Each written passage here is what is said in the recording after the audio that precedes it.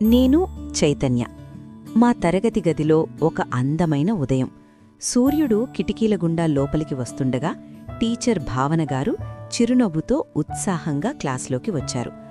ఆమె ముఖంలో ఒక ప్రత్యేకమైన ఆనందం కనిపించింది. ఏదో మంచి విషయం చెప్పబోతున్నారన్న భావన మాకందరికీ కలిగింది. మేమంతా బెంచీల మీద కూర్చుని ఆసక్తిగా ఆమె వైపే చూస్తున్నాం. పిల్లలు, శుభోదయం అంటూ టీచర్ మాట్లాడటం మొదలుపెట్టారు. మీ అందరి ఉజ్వల భవిష్యత్తు కోసం ఆరోగ్యంగా ఎదగడానికి చాలా ముఖ్యమైన విషయం ఒకటి చెప్పబోతున్నాను. ఈ సంవత్సరం మనం జాతీయ నులిపురుగుల నిర్మూలన కార్యక్రమం 2026ను జరుపుకోబోతున్నాం. నేను ముందు బెంచీలో కూర్చుని చాలా జాగ్రత్తగా వింటున్నాను. టీచర్ గోడపై ఉన్న 2026 క్యాలెండర్ను చూపిస్తూ ఫిబ్రవరి 17 తేదీని స్పష్టంగా చూపించారు. గుర్తుపెట్టుకోండి పిల్లలు, అన్నారామె. ఫిబ్రవరి 17, 2026న మనమందరం నులిపురుగుల నివారణ మాత్ర తప్పకుండా వేసుకోవాలి. ఒకవేళ ఎవరైనా ఆ రోజు బడికి రాలేకపోతే ఫిబ్రవరి 24న మాపప్ డే రోజున మాత్రం తప్పకుండా వేసుకోవాలి.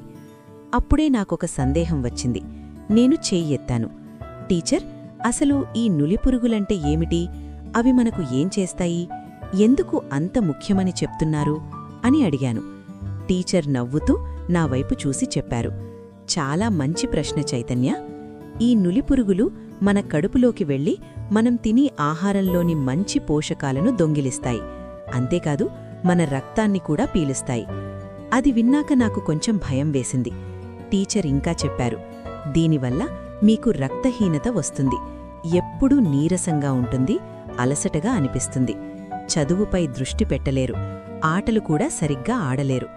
అప్పుడే నాకర్థమైంది, ఓహో, అందుకేనా కొంతమంది పిల్లలు క్లాసులో ఎప్పుడూ నిశ్శబ్దంగా, నీరసంగా ఉంటారు అని నేను మనసులో అనుకున్నాను.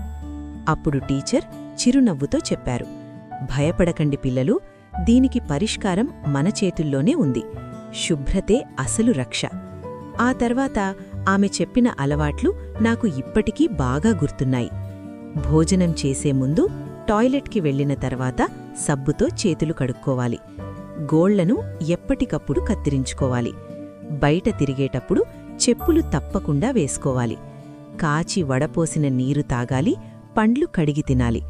చివరగా టీచర్ తన చేతిలో ఒక చిన్న తెల్లటి మాత్ర చూపించారు. ఇదే పిల్లలు, ఆల్బెండజోల్ 400 మిల్లీగ్రాముల మాత్ర. ఇది 1 నుంచి 19 ఏళ్ల వయసున్న పిల్లలందరికీ స్కూల్స్, అంగన్వాడీల్లో ఉచితంగా ఇస్తారు.